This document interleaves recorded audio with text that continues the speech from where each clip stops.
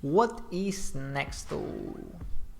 I think we need to do the insert, like insert. So basically my idea, and I'm not sure, I don't use this kind of like terminal interfaces, right? So I'm not sure what's the most appropriate, but my idea is that here when you press maybe like some character, you change to basically input mode, right?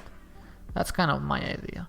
And then on that input mode, you start typing, and that's basically the text of the task. And when you click enter, it gets added as a task, right? Now, how we do that, that's another story. So I think what I want to do is Q to quit, C to create a new task. Okay, so let's go step by step.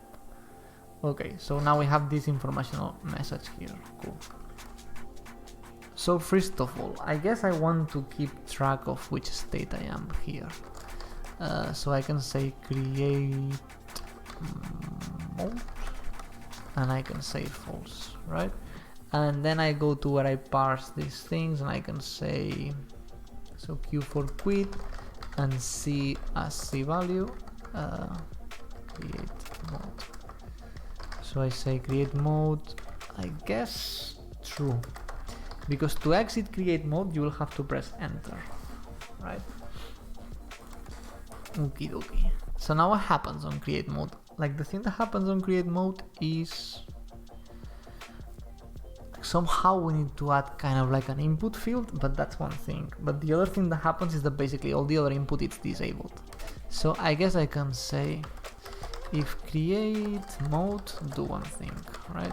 Otherwise, do something else. And for now, all of this goes in the something else case. Alright. And for now, just, you know, because we're testing this, we can say if this was an enter, let's get out of create mode.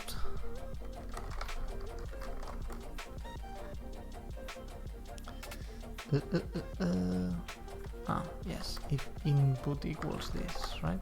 Yeah. If input equals enter, let's get out of create mode. I'm gonna put here basically create mode. Okay, so we can see it on the debug bar. Does that work? Okay, create mode false. Okay, and I can move this, I can move that, so all seems to work fine. I can change between the windows, and I can mark things as done and navigate between them. Cool.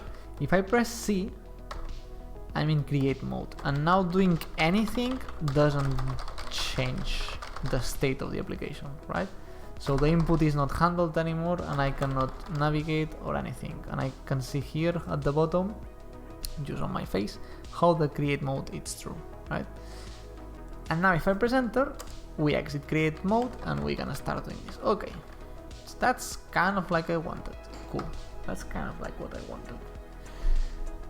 But of course, now we somehow need to actually start handling the inputs while in create mode, right? So it's fun that we don't do anything, but if I'm typing some text, I want to actually see that, because I'm pretty sure there are modal windows and things like that, but I don't know enough to go that way. And last time we spent like almost 30 minutes debugging things just because of the window system, and it's very annoying.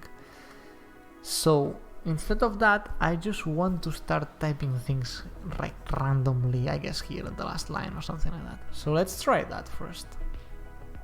So here. Okay, so let's say I want to move this. So I want to add a string. I said at the bottom, right? So let's just say height minus, let's say 2. So this minus 1, minus 2, maybe minus 3. Well, let's put it on minus 2. Let's put it on this line. It's gonna be awful, I know, but tough life. So let's say new task. Okay, So let's see what happens with this, because I don't even know if it's gonna be rendered. So create mode, new task. Okay, and it doesn't do anything, but if I press enter, it disappears. Okay, well, I mean, it's kind of what I want. Not super fancy, but it does the job. I guess it does the job. Okay. Now, how do we handle, because this reads character by character, right? So there is some way, I guess, where we can just read character by character and keep accumulating the strings. But I don't know what happens then if you start moving, right? And I'm pretty sure there is some get string. Yes, so let's try to do a little bit more complicated C interoperability, right? So this is a function that accepts a mutable pointer to a C char, and that's a pain in the ass. Do I want to go this route? I mean, let me try. I'm not an expert on C interoperability, and I forgot a lot of the C. For many years I haven't done it, but this needs a mutable pointer. So a C char, so it's a pointer to a C character, but the idea is like it's a pointer to the first character of the string, and C strings are null terminated, which means that if the pointer points here, basically, so imagine that this is a C string and there is a lot of text here, and then at the end there is like this or something, like it's basically a null pointer terminator. So what you need to pass here is the pointer to this character, right? And working with C it's fine, and Swift takes care of converting C strings into Swift strings, right? As we can see here, like this move address, as you can see, specs an unsafe pointer to a C char, so it's the same thing. Except that this is an unsafe pointer, it's not mutable, which means that we are passing this string there, and then Swift does the conversion, and C does whatever it wants with it. That's easy. That's easy. This case, I'm not sure if it's that easy, or at least I don't know how to make it easy, right? Why? Because this is mutable. The idea here is that you pass a pointer to some allocated memory, and then the string is filled, right? And you get that pointer back, but you don't know the size or anything because again it's null terminated, you know? So Swift will take care of that probably if we convert it back and forth. So we don't have to worry that much about the null termination. But we need to take care of having the memory, like we need to allocate the memory ourselves. And my concern is that if you type more than the memory we have allocated, or it's gonna crash, or it's gonna overwrite memory that shouldn't be overwriting. Like that's why it's called freaking unsafe. Like we're dealing with unsafe things, right? So like I wish now that we had like a proper wrapper in Swift that somebody else had done, but we don't have that. So what's the thing we can do? Okay, so let's see if I remember how to do C interoperability. So let's make a C string variable, which is where the memory is gonna go, and we need an unsafe mutable pointer to a C char. That's basically like I'm literally reading this, so that's what we expect here, okay? But we need to create one, and the way this works is that, I mean, you don't create like normal objects, you actually need to allocate them. Okay, so we're literally using an allocator that Swift provides, which is probably like the standard C allocator or something like that. But we need to provide how much memory we want. Allocate initialized memory for a specific number of instances. Yeah, so the count is the number of instances. If I'm not mistaken, a C char is a byte. Is it?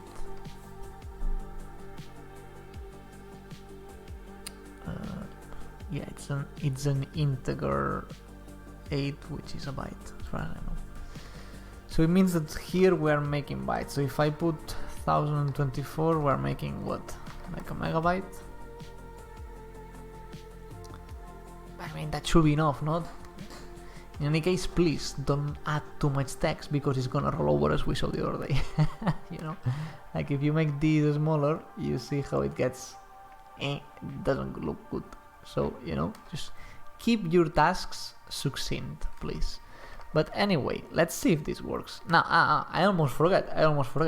We are allocating the memory for a C string. We need to deallocate the memory for the C string, right? That's what we need to do.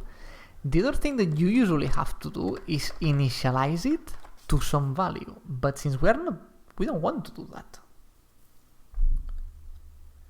I don't think we need to do that because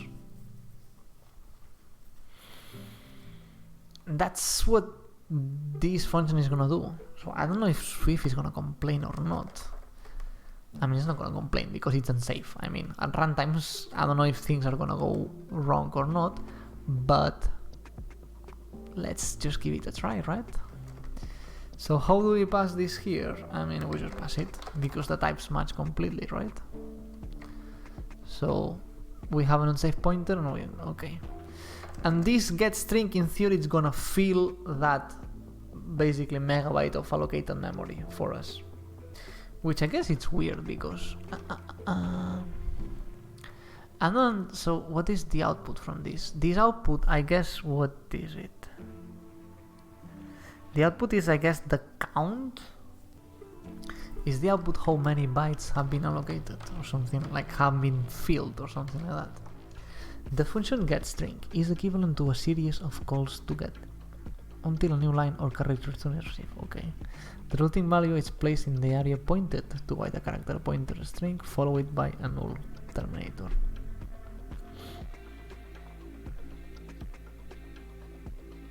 The users erase and kill characters and interpret. Cool, so that's fine. Like, see, like we could do that ourselves. You know, it's a series of calls to get characters. So we could do that ourselves, but this function manages, you know, like the keypad and all that stuff. Return value. All routines return the integer error and failure. And okay specifies only an integer value and error upon successful completion. So we can kind of ignore the return, right? So basically we can do this, and then we need to take the input from somewhere, which is not the return. It's basically this string, it's now filled, like this piece of memory, it's now filled with some data. And for that, I think the string, oops, there is a C string initializer, yes, exactly. And it's from an unsafe pointer of C char. Perfect, so the types match. And we can just pass this here. And I guess that's it. Now we have the string. I guess that's it then. So now we have the string, and we can basically take the to-dos and we can go to the elements and append a new task that it's not completed yet, and it has this input. And we have converted the task, okay? So I've converted some raw C string memory into a task. That's cool. And now we can just turn this to false because that's finished. Okay, let's give this a try. Let's see what happens. I don't know. Cool. So we can move we can move this here and mark it as done again. Okay.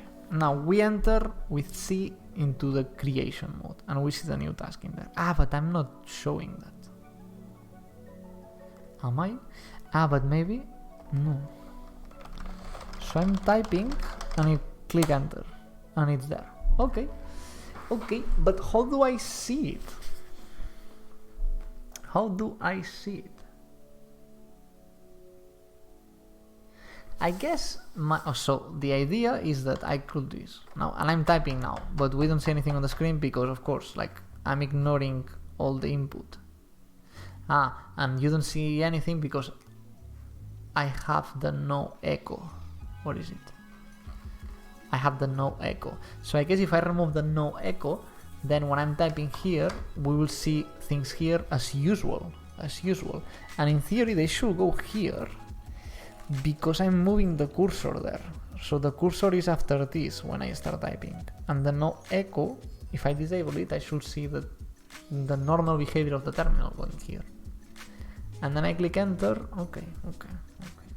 When we change this flag, where is it? Here. When we change this flag, we need to change the echo to no echo. That makes sense to me. Now, how do you change the echo to no echo?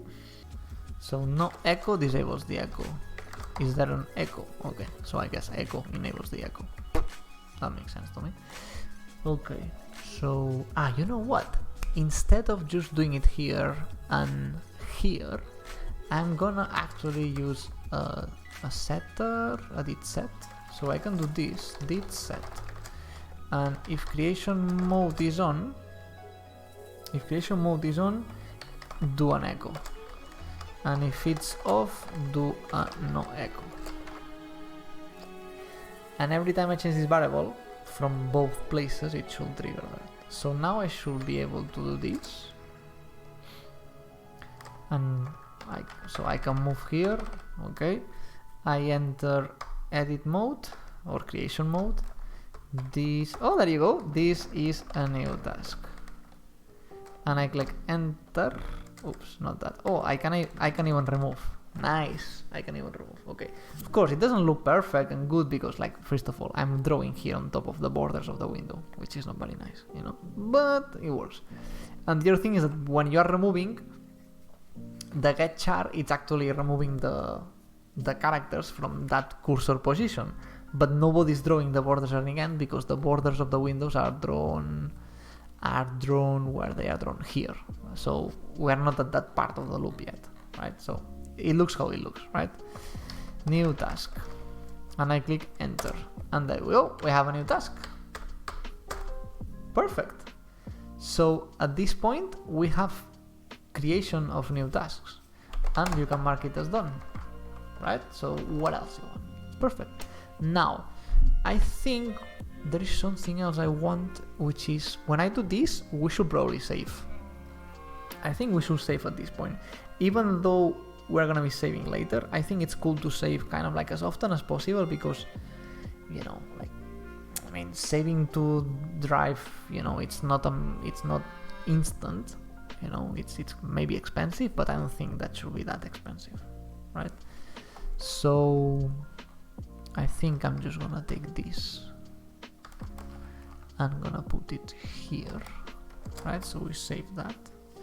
And to actually try it, so of course, now if we do, let's do code examples again, because code re-renders every time the file changes, so you can see that. It just low, my god. So we have the new task, because when we mark it as done and we mark it as not done, we save that. And also when we quit. But I want to see it actually being created. Like if we do this, we see that it changes, right? But if we do create, this is not saved instantly. And I press enter. Oh, it does. Well, now it does because I added the line, of course, you know, but that's what I wanted to see. Okay, cool. Is that it? That's it, right? Like, I think that's pretty cool. It's kind of like the goals I had. Let me probably do a little, so I want to do this, and I have 3 matches, okay. So just for the sake of it, I want to do this. I want to do this, right? And I can do this. Cool. And I'm just gonna do a find and replace and do try save. Oh. And that should be. So I'm saving here at the end. I'm saving. Oops, shit. I replaced the one that I didn't. I replaced the implementation with a call to itself. Fine. Anyway, I replace when I'm creating and I replace when I'm marking as done or not. Okay. and of course this should be this. Okay, and let's check that everything works and that it saves when I click here. It's saved. Perfect. And if I do creation, another to do, and it's saved, right? And if I do this, okay, and I save this, we don't detect that change, right? Which is maybe something else that we could do. But when we quit, we override it with what we have. Perfect. Cool.